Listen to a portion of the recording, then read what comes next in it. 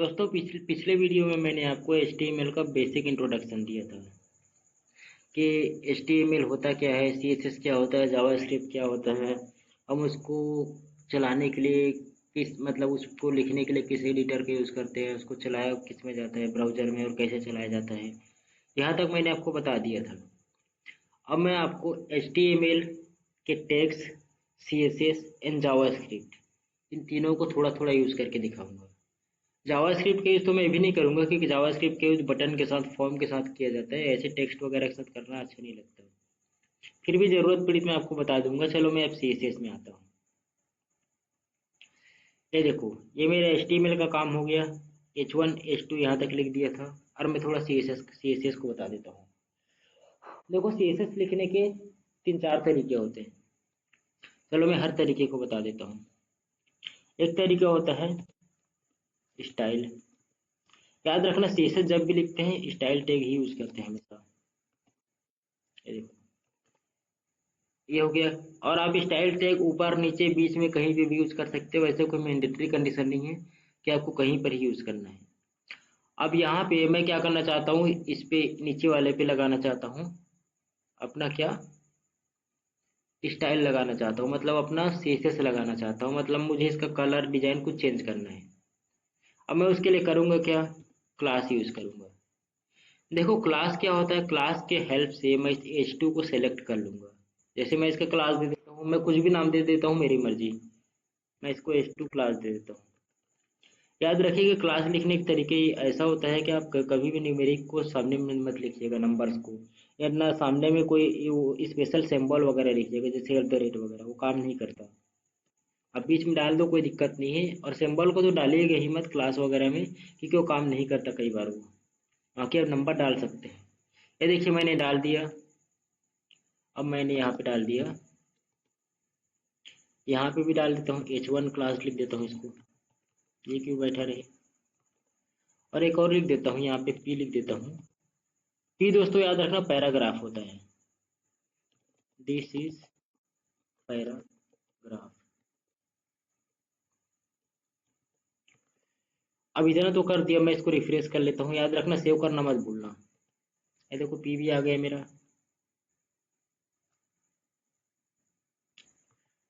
अब शुरू होता है CSS का खेल। देखो मैं क्या करूँगा, क्योंकि ये क्लास है, मुझे इस वाले का कलर चेंज करना है, मान लेता हूँ मैं।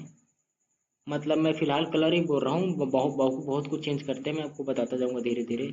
तो मैं क्या करूँगा, याद रखना, क्लास है तो डॉट लगाऊंगा, फिर उस क्लास को पेस्ट कर दूंगा। याद रखना दोस्तों, इसमें आईडी भी यूज होता है। वो आईडी और क्लास क्या होता है आपको पता चल जाएगा अभी। लेकिन याद रखना, जब क्लास होता है तो हमेशा डॉट लगता है। उसके बाद डॉट के बाद क्लास का नाम, उसके बाद ये करली ब्रेसेस लगाइएगा। अब इसके बाद देखो क्या करना है, मैं लिख देता हूँ कलर। आपको इन प्रॉपर्टीज को याद रखना है, याद रखना है इनका नाम क्या है, क्योंकि अगर आप गलत लिखोगे तो काम नहीं करेगा। मैं चाहता हूँ इसका कलर हो जाए रेड। याद रखिएगा, मैं हेक्साडेसिमल कोड भी यूज कर सकता हूँ। हेक्साडेसिमल कलर कोड तो आप लोग जानते होंगे, वो इसलिए नहीं जानते होंगे तो जान जाएंगे। मैंने इसको सेव कर दिया। अब याद रखना, मैंने किस पे लगाया है, इस वाले को सेलेक्ट करके H1 पे लगाया, तो केवल इसका कलर चेंज होना चाहिए, बाकियों पे कोई असर नहीं होना चाहिए।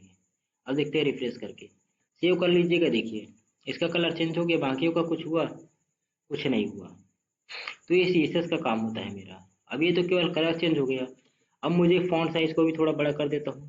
तो उसके लिए क्या लिखना है आपको, फॉन्ट साइज लिखना है। ये देखिए, सबलाइम टेक्स्ट एडिटर एडिटर का कमाल यही होता है। आपने F4 लिखा, अब बाकी चीज आपको लिख के आ गया। आप बस एंटर प्रेस कर दीजिए, ऑटोमेटिकली लिख के आ जाएगा। अब यहाँ पे क्या देना है, पिक्सल में देना है। याद रखिएगा 20 लिखना है, फिर पिक्सल।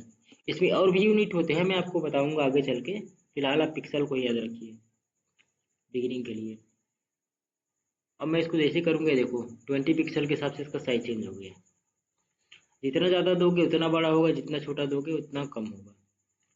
तो मैं इसको एटलीस्ट H1 है तो थोड़ा बड़ा कर लेता हूँ। इसमें और भी प्रॉपर्टीज यूज होते हैं, जैसे बैकग्राउंड कलर वगैरह, मैं आगे बताऊंगा। फिलहाल तो CSS का भी इंट्रोडक्शन ही है, समझ लो आप।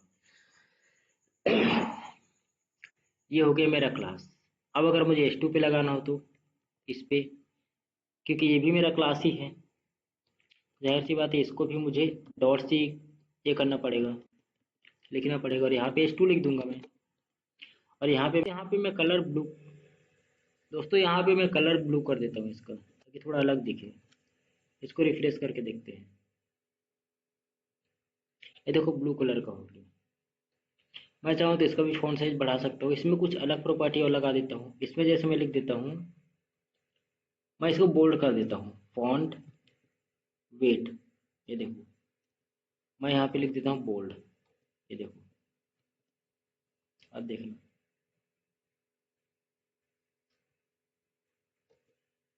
एक्चुअली में पहले से बोल्ड है, इसलिए काम नहीं कर रहा है, क्योंकि ये हेडिंग टैग के अंदर है।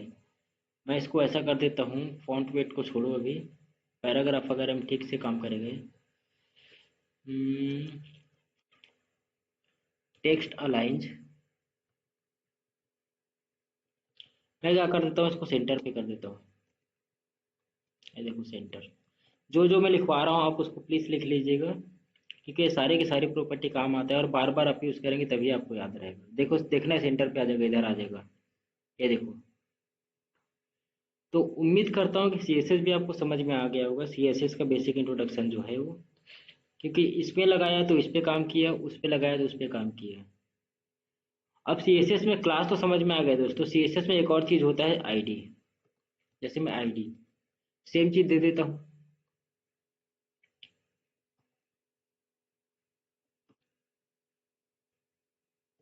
देखो, आईडी जरूरी नहीं कि मैं सेम ही दूँ क्लास के नाम के हिसाब से, मैं कुछ भी दे सकता हूँ, मेरी मर्जी।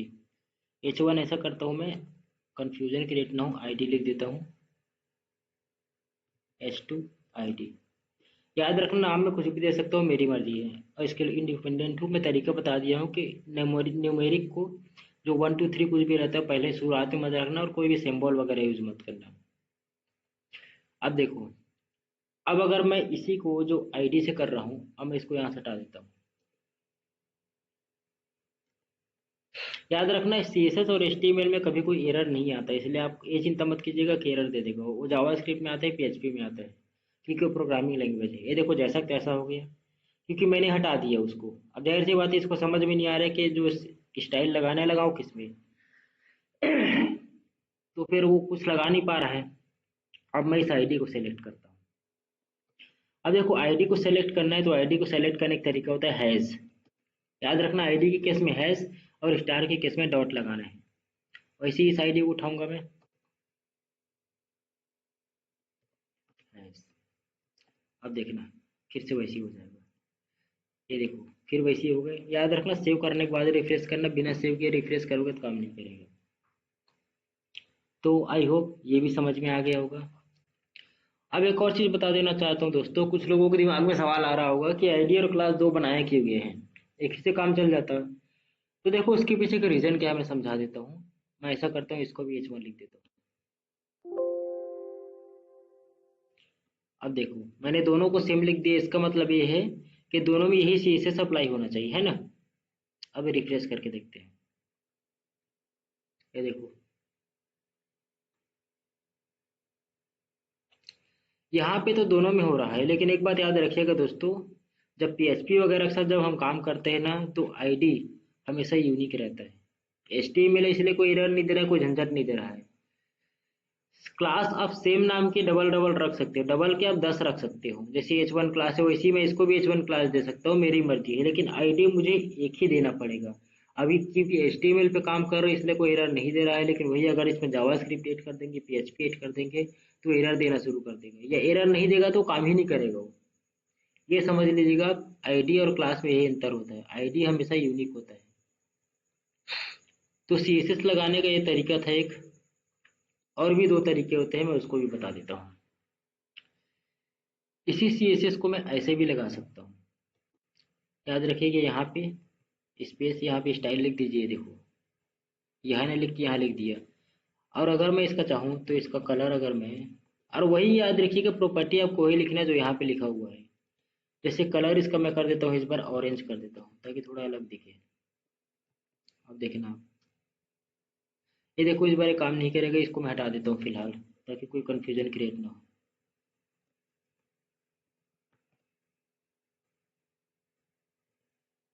ये देखो, ऑरेंज कलर का हो गया। अब बाकी से क्योंकि हट गया तो काम नहीं कर रहा है। तो लिखने का एक तरीका ये भी है, इसको इनलाइन सीएसएस बोलते हैं। इनलाइन इसलिए बोलते हैं क्योंकि उसी लाइन में लिख दिया जाता है, इसलिए इनलाइन बोला जाता है इसको। दोस्तों सीएसएस लिखने के दो तरीके बता चुका हूँ मैं, अब एक तीसरा तरीका बताता हूँ जो सबसे ज़्यादा यूज में आता है। और वो तरीका तभी यूज में आता है जब सीएसएस फाइल बहुत ज़्यादा बड़ी हो, तब उसके यूज किया जाता है। और वो होता है, एक और तरीका होता है, एक्चुअली में चार तरीका होता है फिलहाल में। चलो चारों को ही बता देता हूँ, तीसरा वाला बता रहा हूँ। वो तरीका होता है मैं सीएसएस के लिए एक अलग फाइल बनाऊँ। फाइल बनाने के तरीके मैं बता दिया हूँ। यहाँ पे जाना, जिस फोल्डर पे बनाना है वहीं पे राइट क्लिक करना, न्यू फाइल आता ही है, इसको एंटर कर देना। फिर उसके बाद कंट्रोल एस प्रेस करना। अब इस फाइल का नाम क्या देना है, आपको जो नाम देना है तो आपकी मर्जी। जैसे मैं स्टाइल दे लेता हूँ, याद रखना dot C S S extension ही रहेगा। एक्सटेंशन में डॉट सी एस एस देना मैंडेटरी, अदरवाइज वो काम नहीं करेगा। दे दिया। अब देखो क्या करना है, इसको मैं हटा देता हूँ। मैं इसको एक बार रिफ्रेश कर लेता हूँ ताकि जैसा तैसा दिखने लग जाए। ये देखो काला काला दिख रहा है सब। अब मैं चाहता हूँ ये वाला जो हिस्सा है मेरे एच टू वाला, वो क्या हो जाए, कुछ कलरफुल हो जाए, कुछ हो जाए। ये क्योंकि ये क्लास में है तो याद रखना, क्लास में है तो फिर ऐसे ही लिखा है वो, चाहे अब इधर लिखो चाहे उधर लिखो। अब मैं इसका कलर कर देता हूँ, ऐसा करता हूँ इस बार बैकग्राउंड कलर चेंज कर देता हूँ ताकि थोड़ा अलग दिखे। बैकग्राउंड पर्पल, ये देखो मैंने इसका बैकग्राउंड पर्पल किया है। अब मैं इसको रिफ्रेश करता हूँ, देखना कुछ नहीं होगा।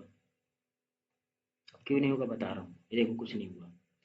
उसके पीछे रीज़न है दोस्तों, मैंने सीएसएस फाइल बना तो लिया लेकिन इस फाइल को इसके साथ कनेक्ट भी तो करना है ना, वो नहीं किया हूँ मैं। तो वो मुझे करना पड़ेगा, उसके लिए देखो करूँगा क्या मैं। आपको ऊपर जाना है या नीचे कहीं भी जा सकते हो, ऐसा कोई मैंडेटरी कंडीशन नहीं रहता।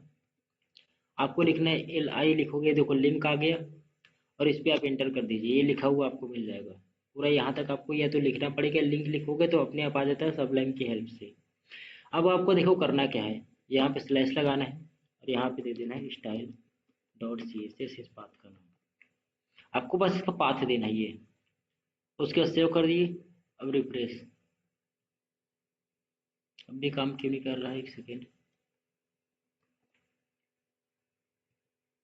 सॉरी, पाथ देने में गलती हो गई थी एक्चुअली, मुझे यहाँ पे स्लैश कर दिया था, ये तो यहीं पे है ना। किसी फोल्डर के अंदर होता तो अलग बात थी। तो देखो आ गया। मैं ऐसा करता हूँ, यहाँ पे जाके इसका कलर वाइट कर देता हूँ। बैकग्राउंड कलर में क्या है, बैकग्राउंड कलर पर्पल तो हो गया इसका, लेकिन ये काला कलर का दिख रहा है टेक्स्ट। ये देखो वाइट हो गया।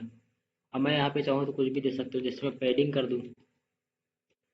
पैडिंग में जैसे मैं 10 पिक्सल कर देना चाहता हूँ। ऑब्वियसली आप पैडिंग वैडिंग जैसे सबसे तो वाकिफ होंगे ही, एम एस वर्ड वगैरह में कहीं ना कहीं यूज़ किए ही होंगे। ये देखो आ गया। तो इस तरीके से सीएसएस को यूज़ करने का तीसरा तरीका है। एक और चीज़ बता देना चाहता हूँ, जैसे मुझे एक पैराग्राफ को यूज करना है और मैंने यहाँ पे कोई आईडीए क्लास नहीं दिया है, और दिया भी है तो भी बता रहा हूँ मैं, उससे कोई मैटर नहीं करता दिए रहो ना दिए रहो। मैं सीधा पी को उठाऊंगा यहाँ पे, और ये मैं इनलाइन उसमें भी कर सकता हूँ, स्टाइल टैग लगा के, जानते हो आप सीएसएस के अंदर जो पहला तरीका बताया था उससे भी कर सकते हैं। तो फिलहाल कलर को यूज़ कर रहा हूँ, इसका कलर मैं कर दे रहा हूँ, क्या कर दूँ, इसका कलर पर्पल कर देता हूँ। नहीं नहीं पर्पल नहीं, वही वही सेम सेम दिखेगा। चलो ब्लू कर देता हूँ। अब देखें एक ब्लू हो गया। लेकिन इसका एक बहुत बड़ा नुकसान होता है दोस्तों, देखो बता रहा हूँ मैं। ये एक पैराग्राफ है तो ठीक है, और अगर मान लेता हूँ मैं यहाँ पे ये बना दिया, मतलब जितने पैराग्राफ बहुत सारे बना दिए, तो देखो सबका कलर वैसे कर देगा वो।